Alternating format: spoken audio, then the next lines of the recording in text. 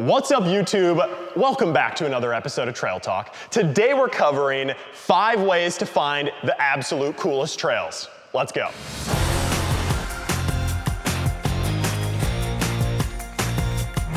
Yes! Once again, welcome back, everyone. My name is Evan. Of course, we have Eric behind the camera. We're indoors today, aren't we, Eric? Yes. It's another shop talk in that case. I promise we're going to go riding again soon. We're covering the basics. We're going riding, I promise. But today, like I said, we're covering where in the world do I go riding with my cool vehicle, right? It is the problem everyone has faced for forever. Where do I find a cool place to ride? So maybe you're looking for the coolest, the absolute coolest trails, or maybe you're also like me and you're just looking for where can I ride close by? How can I go take this thing out on the weekends? And hopefully we're gonna teach you faster than we learned about many different ways, right? You getting this, Eric? Yes. This is good content All here. the way. Many different ways to find really cool trails. Public service announcement, please use real trails. It's so frustrating when awesome trails get shut down. People don't follow the rules or regulations of a riding area. They camp where they're not supposed to. They leave trash everywhere. By the way, if you leave trash behind, you might actually be trash. We're gonna tell you all these different tips to find real trails, and one that fits your skill level, by the way. So there should be no reason for you to go in a restricted area or a preserved land. Please use real trails. I think we can all agree, right? Yes. Okay, now on to the actual first pro tip. Tip number 1 is YouTube, Eric. Yes. Yeah, here's one of the best places. If you haven't checked out Trail Talk, just kidding, we haven't actually covered any trails yet, so stay tuned. But no, seriously, YouTube is the very first place that when I initially was looking for trails, I went to YouTube. I'm a huge fan of YouTube. If you know me, like if you're one of my friends watching, which please like the video, we need it. I always go to YouTube, and like, this is where you find all the people who ride crazy trails, right? But here's my pro tip. If you use YouTube, so does tons of other people, and so many people can post on there. So literally in the search bar, right, on YouTube, type your state, so Minnesota for us, and then off-road trails or side-by-side trails. And you'll get an entire list of most likely people who have literally filmed the whole trail you're about to go on a GoPro. Might not be the best video quality, but you can like get a sneak peek kind of. Or sometimes there's people who do more in-depth reviews. If you live in popular states like Utah, Arizona, you know, all the classic cool like trail states, there's so many videos that you can go watch. Tip number 2 is Google and the World Wide of Webs, Eric. Very similar, listen, I know people know how to Google, but very similar to YouTube. You can equally put in your state name here. So right, watch, if I'm like, okay, Minnesota, off-road trails. Boom, that could be something that I search, and there's a ton of different rabbit holes you can go down that way. There's 2 great places to check for trails, more so rules and regulations. So if you'll go to the Bureau of Land Management, often referred to as the BLM. If you Google Bureau of Land Management off-road trails, come on in tight here, Eric.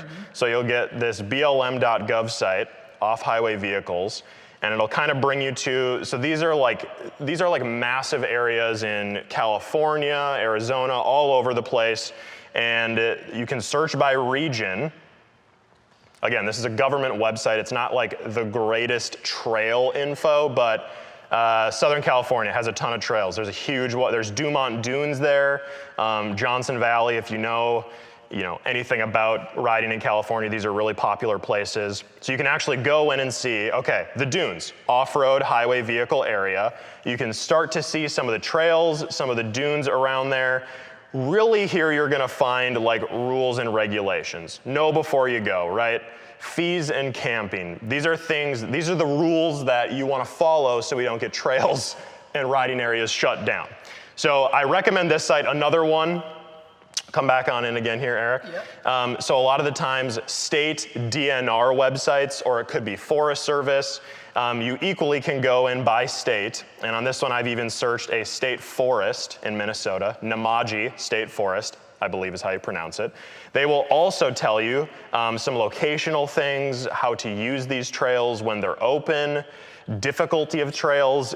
DNR websites will vary quite a lot, but I use sites like the BLM, Bureau of Land Management, and then DNR or Forest Service and Agriculture to really find the government restrictions and regulations for what you can do. A site that I love, which credit to the YouTube channel Trail Recon for putting me onto this years ago, is trailsoffroad.com.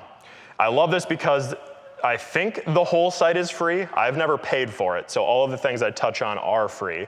But you can come on in, search by state. So let's go to Minnesota.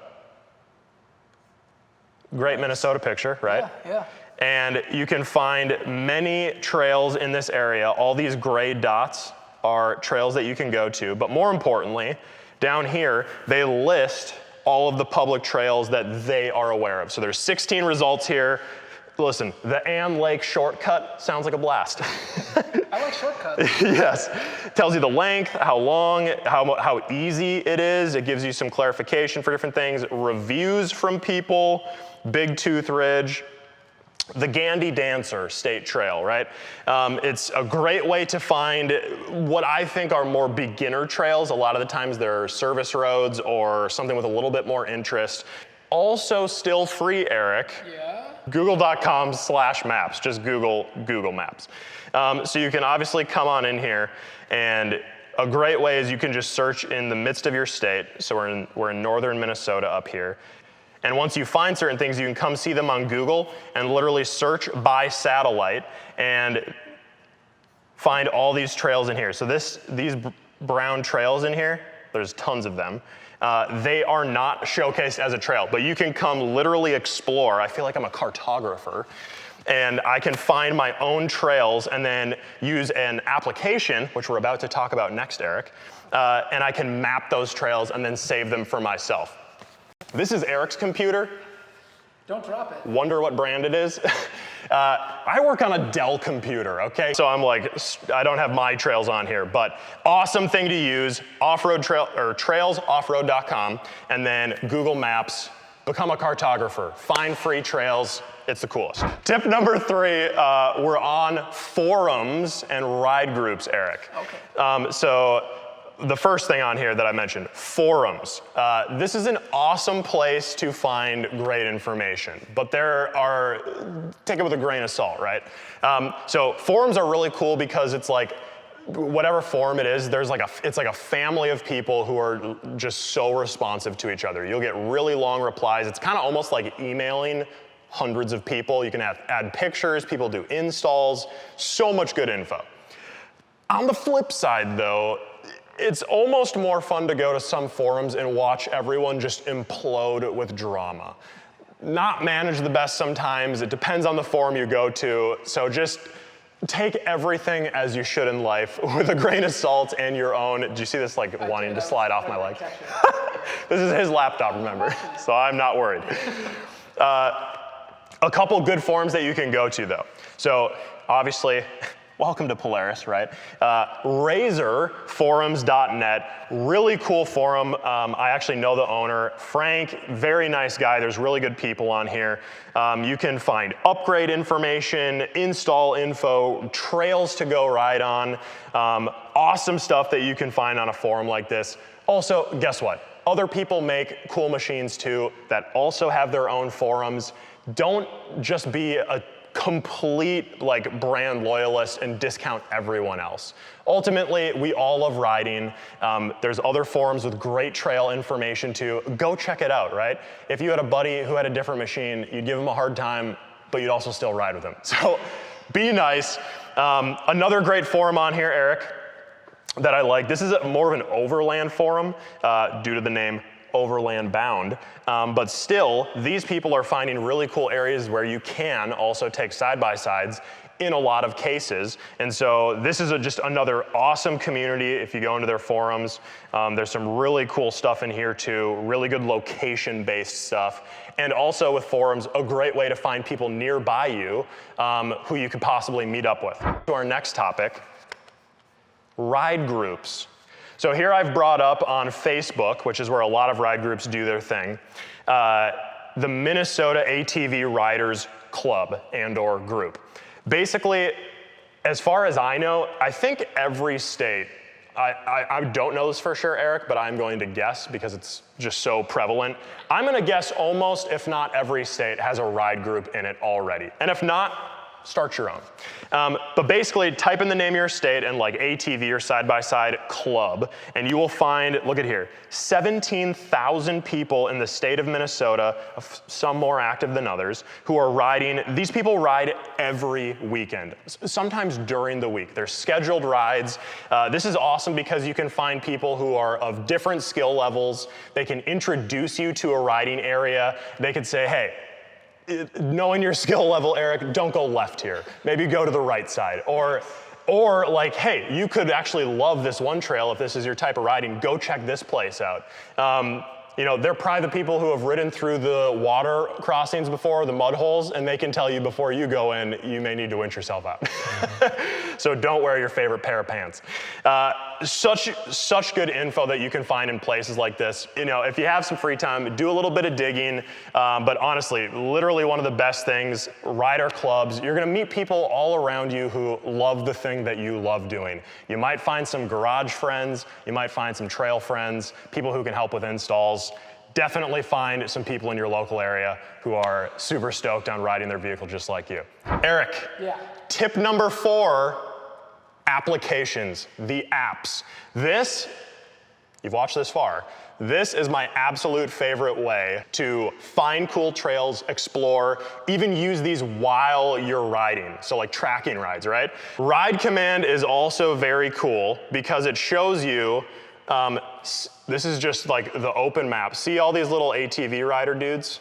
Yeah. These are all places in our state where you could go find different rides. You can also click at the very top and you can search either off-road or snow. You see that? Yeah, how the it's screen nice. changed? Yeah. So all over the US, you can go anywhere. You can find different snowmobile. Look at how many options there are. That's cool. This is totally free. There is no paid version. Everything about Ride Command is free. You can track rides on here. You can download states of data offline. I have quite a few states saved offline. If you have no cell signal, you can track rides, set waypoints. My setup that I do is I will use, and you can also totally get to Ride Command online also, right? Mm-hmm. So you can use on your browser and then sync it to your phone. The setup that I do is I'll usually look up trails on like trailsoffroad.com, get myself some initial info, and I look at the holistic package. I'll usually plan some rides on the computer, add them to my phone, and then just go hit it. Most people think that Ride Command is our infotainment screen, right? Imagine this as like Apple CarPlay, but for the off-road, and way cooler.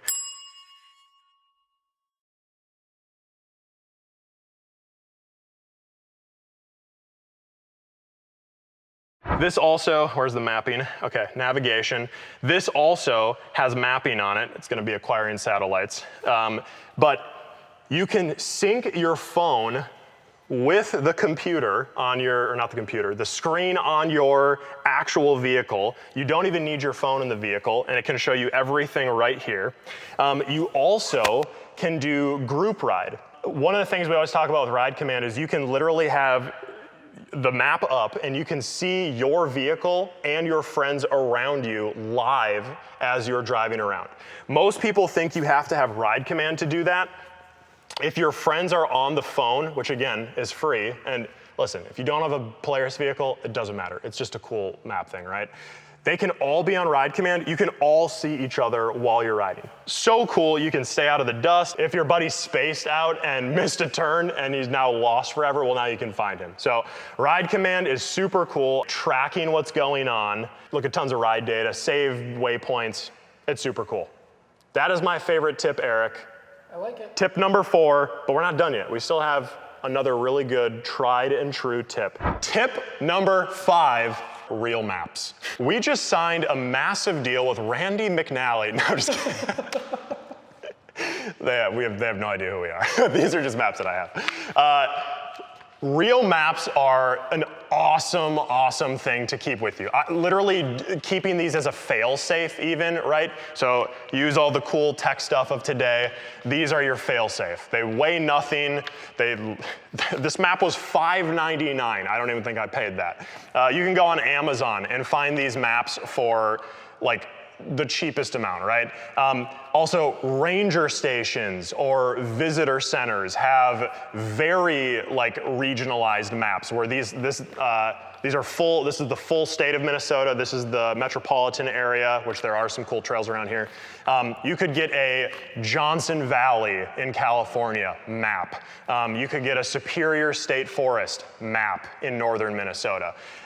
Plus, if you go to a ranger station, those are the guys and girls who know more about where you're about to ride than any human on earth. They maintain the trails or do some amount of maintenance. They ride on the trails. They know what happened to the big rock that like rolled in a weird way. They know all of the things that you really want to know before a ride. Make sure when you get maps that you get the most updated version, because trails do change. And again, you want to make sure you're riding on the proper areas.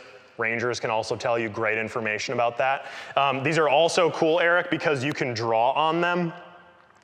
I have drawn on these. Eric, if I open these, I will not be able to. It's like they open up as large as a blanket and then they never go back down to the size they once were. So this is my final pro tip. They're super light. Keep them in the glove box. Keep them as a fail-safe, right? You can use them with a compass, and that is our final pro tip. But we do have one more bonus tip, Eric. What is it? You're gonna find out right now. Okay, bonus last tip. The video's almost done, momentarily. Bonus last tip though, all this stuff that we have available to us, literally just go explore. I've mentioned it multiple times. I showed you on Google Maps, searching around, becoming a cartographer. There's paper maps, there's cell phones, right? Take your paper map, take a compass, take your family, and just go explore, right? Make sure it's on a real, right, trail or regional area where you can ride. So do the right research, at least with BLM, DNR. Make sure it's a real trail, but simply go explore. And then track it on your phone. I mentioned earlier, I have literally found more trails from exploring than I have actually from doing research. So research is like step 1, find an area where you can go. You will find more trails than you could possibly imagine, all these little offshoots. Track them down, draw them in your maps, but make sure it's a real trail and just simply go out and have fun with your family. Also, just as a reminder too, make sure you're riding within your skill level. If you're exploring and you find a crazy section that feels uncomfortable, skip it, come back to it next time. Maybe, go check it out with a ride club or a group of friends who have more skill than you. But make sure you're riding in your skill level. Make sure you're riding on real trails, and appreciate a good paper map, Eric.